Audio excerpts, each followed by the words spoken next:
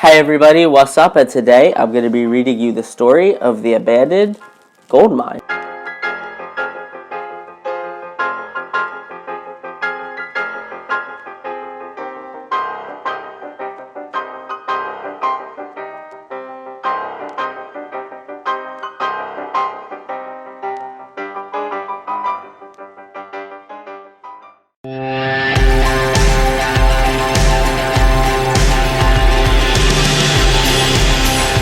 So the story you just saw about the abandoned gold mine is actually a MOC that I created, which is a custom interior for the LEGO Ideas pop-up book. I got this set back at Christmas time, and I reviewed it, and I really liked this set. This whole set is just absolutely gorgeous. It's really nice, really high quality. As I mentioned in the review, I'm a huge fan of Jason Alleman and Grant Davis. They're really great builders. And I wanted to just try to build something that I could fit as my own custom interior for the set, because I feel like a set like this that is just so beautiful on the outside and is just really easy to customize would be a good idea to customize. So basically what I did is I just customized it to open up and give you the story of a gold mine. And there's a lot to see here, and there is an actual story behind this.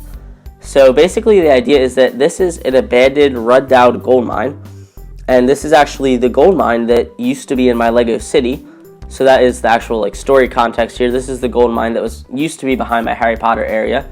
And you can just look around here. There's some terrain there. There's even a little bit of tools left from the builders, like the dynamite stick down there. And you can come up, and this gold mine, although it is abandoned, it has a ton of gold inside there. You can just see that. There's a little cave right here, which features a ton of gold. Then if you move over here, there's more and more rocks of it. And being abandoned, that gave this criminal an idea over here. His idea was to come in along the railroad tracks along the back of the gold mine, which you can see are still really run down and a little out of shape there. And he decided to come and try to rob this gold mine. And to his surprise, he was met by a caveman right there. So you can see the caveman right there.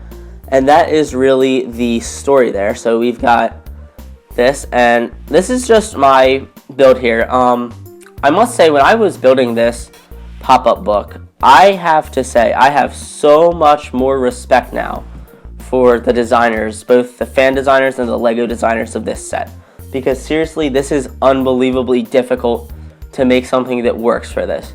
The mechanism I used for the whole thing is the exact same thing as the set had. I actually stole the parts off of one of the buildings from the set to make the base there, and then the rest is just all custom work.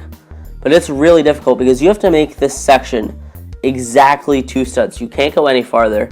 But I did something pretty cool here using the burp pieces, because if you'll notice here, the burps are actually enclosed, so that's how I can get the caveman to close in there nicely, because he actually goes into the other burp, so that way I can keep a minifig in there. And pretty much the biggest goal I had with this thing when I was building it is I wanted to have minifigs in this, because the original set, besides like a stretch, you couldn't really fit the minifigs in there and have a scene when you opened it up. So that was my big thing.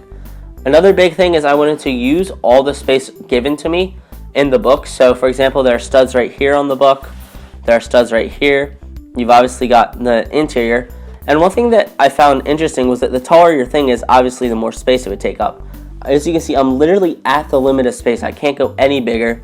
And as it is, it actually, I don't know if you can see that, it is a little bit not flush, and that's because of the one hard brick right here. It just leaves a little bit of a gap, but it doesn't really bother me. It still looks good.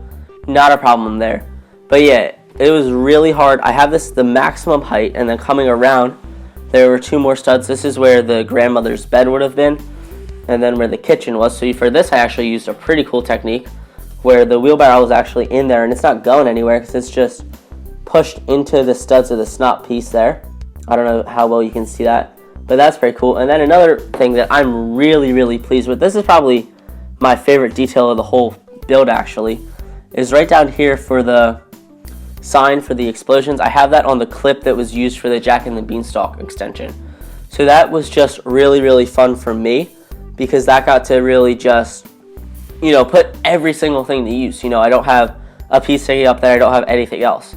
Now, one thing that I considered adding with building this was down here. If you watched Jason Alleman's video, he put some snot pieces right here to have a little walkway. I decided not to go with that. I don't even know if it would have fit, honestly, but I just decided not to go with it. I wanted to stay 100% true to the design of the set, and that's what I did. So yeah, that's really all there is to see with this. I am going to just real quickly take out the assembly for this just to give you guys a better idea of how this is. So basically, I'm sure if you're watching this, you kind of know how it is, but you know, it's really, really difficult to build this. This looks easy, but getting the plates to line up especially is difficult, and then you also have to get the cheese slopes in there. But I think it turned out really good, and I'm really, really happy with this part where it's a cave. I just used some interesting stop pieces, and I got it all to lay flush, and then this is just one more view of how you get that caveman in there. You see he just fits in there. I have the the burps lined up there, and that makes it easy enough for him to go in there. So I'm just so happy with this, guys. And then moving in, this is just the rest of the book. Obviously, not that much to see. The train track assembly, I didn't really show it that much. It's a really, really basic thing, but I think it ends up looking actually pretty nice.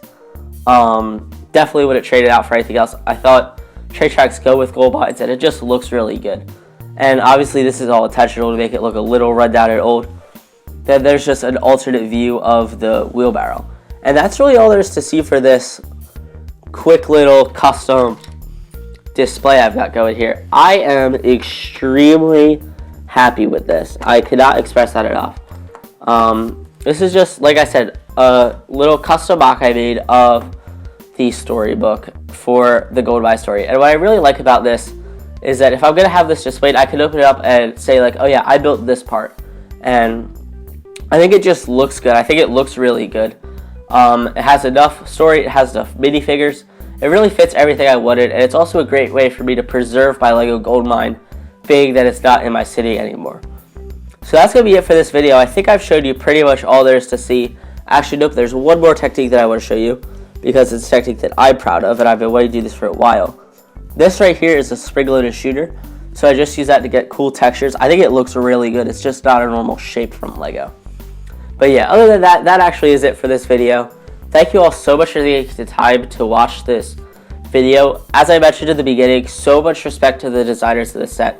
Not only is it amazing, I realize now how difficult it is actually to build something like this, build something for the actual book that'll fit in. And like I said, mine isn't perfect, but I think saying like that is closed enough that it's not a big deal. So thank you all so much for watching. I hope you enjoyed this little build of mine. Let me know by leaving a comment what you think of it, and I'll talk to you all again in my next video.